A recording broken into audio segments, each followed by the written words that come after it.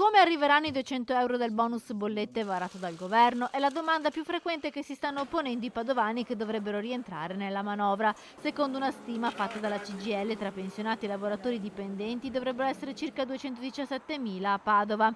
Altre stime sono state fatte anche dalla CISL, che in queste ore attende le circolari ministeriali per avvisare i propri iscritti. Abbiamo fatto una statistica come CAF CISL delle persone che si sono rivolte a noi lo scorso anno per la dichiarazione dei redditi e abbiamo una 70.000 persone che potrebbero essere coinvolte con questo bonus e quindi questo credito.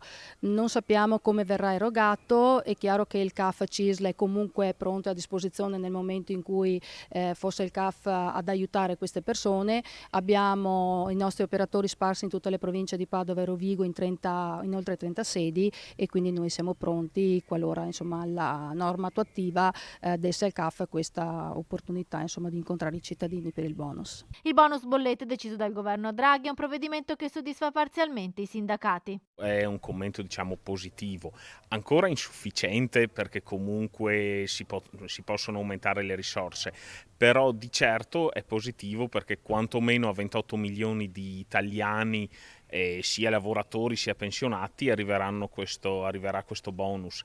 Ripeto, è positiva perché non va a toccare le tipo nuove tasse, ma soprattutto perché questi soldi vengono ricavati dall'aumento delle tassazioni sugli extra profitti, che dal 10 è passata al 25%, e quindi può dare un ritorno anche positivo appunto a tutti i cittadini.